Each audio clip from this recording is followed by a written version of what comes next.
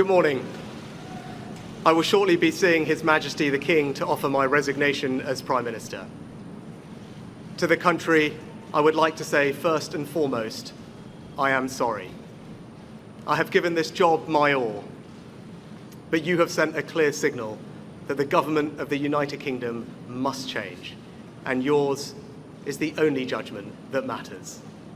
I have heard your anger, your disappointment, and I take responsibility for this loss.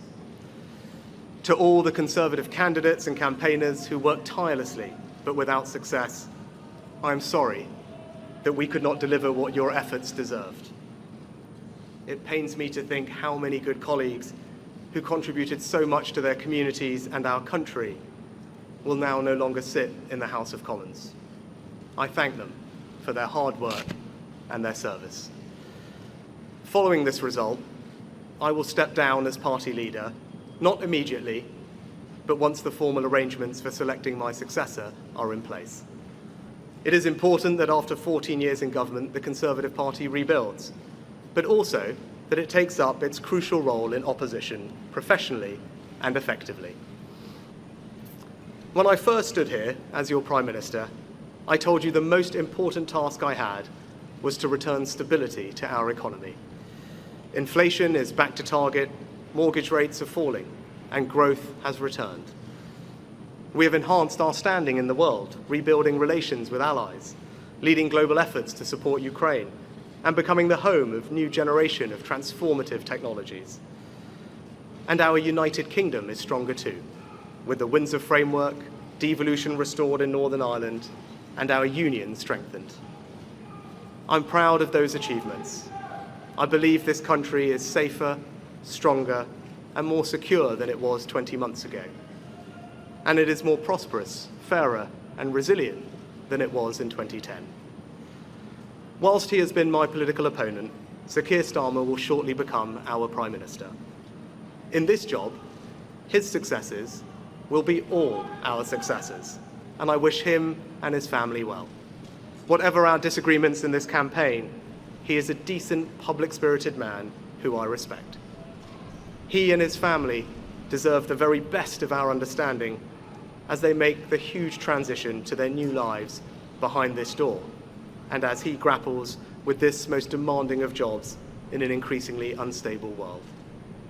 I'd like to thank my colleagues, my cabinet, the civil service, especially here in Downing Street, the team at Chequers, my staff, CCHQ, but most of all, I'd like to express my gratitude to my wife Akshata and our beautiful daughters. I can never thank them enough for the sacrifices they have made so that I might serve our country. One of the most remarkable things about Britain is just how unremarkable it is that 2 generations after my grandparents came here with little, I could become Prime Minister, and that I could watch my 2 young daughters light Diwali candles on the steps in Downing Street. We must hold true to that idea of who we are, that vision of kindness, decency, and tolerance that has always been the British way. This is a difficult day, at the end of a number of difficult days. But I leave this job honoured to have been your Prime Minister.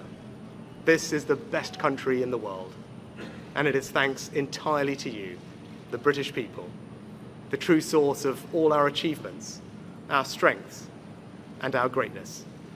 Thank you.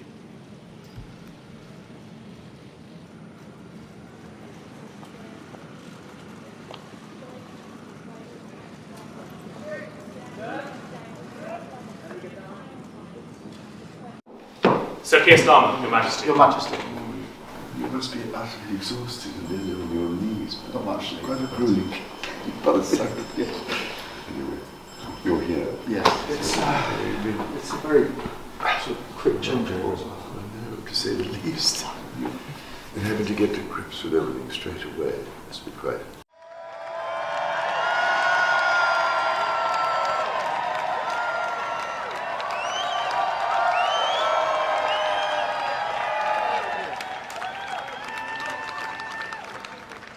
Good afternoon.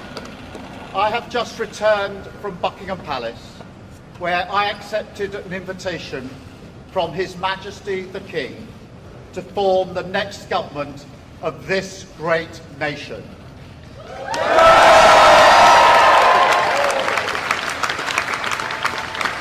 I want to thank the outgoing Prime Minister, Rishi Sunak. His achievement as the first British Asian Prime Minister of our country, the extra effort that will have required, should not be underestimated by anyone. And we pay tribute to that today. And we also recognise the dedication and hard work he brought to his leadership. But now our country has voted decisively for change, for national renewal, and a return of politics to public service. When the gap between the sacrifices made by people and the service they receive from politicians grows this big, it leads to a weariness in the heart of a nation, a draining away of the hope, the spirit, the belief in a better future, that we need to move forward together. Now, this wound, this lack of trust, can only be healed by actions, not words. I know that.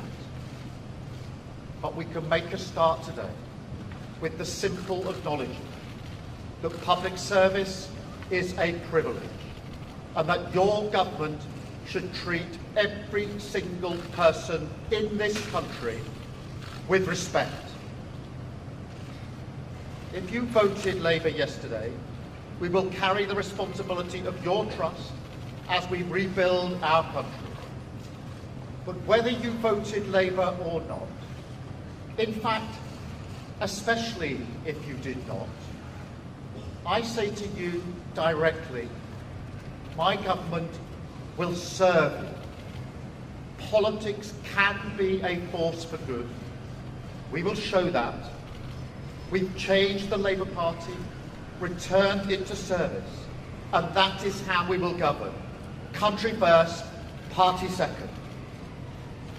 Yet, if I'm honest, service is merely a precondition of hope, and it is surely clear to everyone that our country needs a bigger reset, a rediscovery of who we are, because no matter how fierce the storms of history, one of the great strengths of this nation has always been our ability to navigate a way to calmer waters.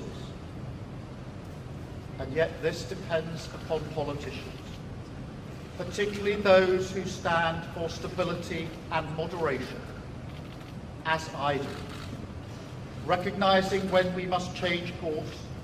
For too long now, we've turned a blind eye as millions slid into greater insecurity. Nurses, builders, drivers, carers, people doing the right thing, working harder every day, recognised at moments like this before, yet as soon as the cameras stop rolling, their lives are ignored. I want to say very clearly to those people, not this time. Changing a country is not like flicking a switch. The world is now a more volatile place. This will take a while. But have no doubt that the work of change begins immediately. Have no doubt that we will rebuild Britain with wealth created in every community. Our NHS back on its feet facing the future. Secure borders, safer streets, everyone treated with dignity and respect at work. The opportunity of clean British power cutting your energy bills for good. And brick by brick, we will rebuild the infrastructure of opportunity. The world-class schools and colleges, the affordable homes that I know are the ingredients of hope for working people. The security that working class families like mine can build their lives around. Because if I asked you now whether you believe that Britain will be better for your children, I know too many of you would say no. And so my government will fight every day until you believe again. From now on, you have a government unburdened by doctrine, guided only by the determination to serve your interest, to defy, quietly, those who have written our country off. You have given us a clear mandate, and we will use it to deliver change, to restore service and respect to politics, end the era of noisy performance, tread more lightly on your lives, and unite our country. 4 nations standing together again, facing down, as we have so often in our past, the challenges of an insecure world, committed to a calm and patient rebuilding. So, with respect and humility, I invite you all to join this government of service in the mission of national renewal. Our work is urgent, and we begin it today. Thank you very much.